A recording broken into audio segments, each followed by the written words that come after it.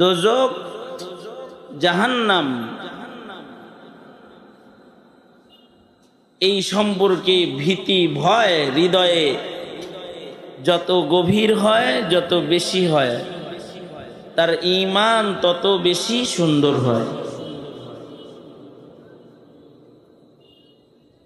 রাবিয়াতুল বসরি উনি মোমবাতি আগুন জ্বালায়া, রাতের বেলায় বাতি জ্বালায়া বাতির ভেতরে অঙ্গুলি ধরতেন।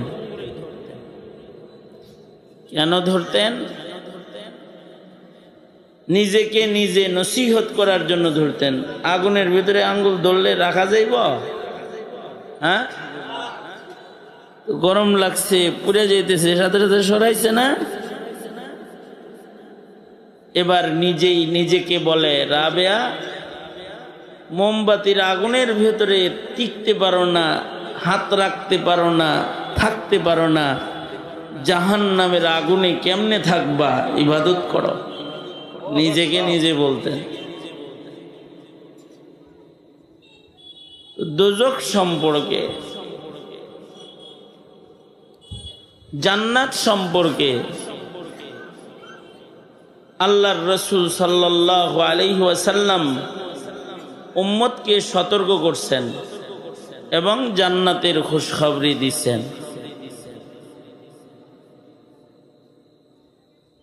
এই বিষয়ের ঈমান বিশ্বাস যখন নষ্ট হয়ে যায়, তখন জান্নাতে যাওয়ার মতো মেহনত,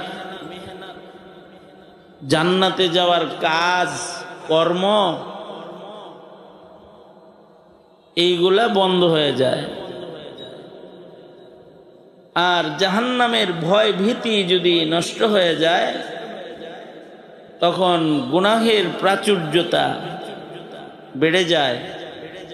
গুনাহ থেকে বাঁচার শক্তি, চেষ্টা সব নষ্ট হয়ে যায়। যারা হরদম গুনাহ খাতা করে, এদের ধারণা এরকম যে আরে মৌলবীরা যে ভয়ভীতি যা দেখায়, এগুলো কোনো কিছু ঠিক না। এই বিষয়ে তাদের ইয়াকিন নাই। তখন তারা কেউ কেউ এর গভীরতা শিকড় বেড়ে গেলে তখন সে নাস্তিক হয়ে যায়।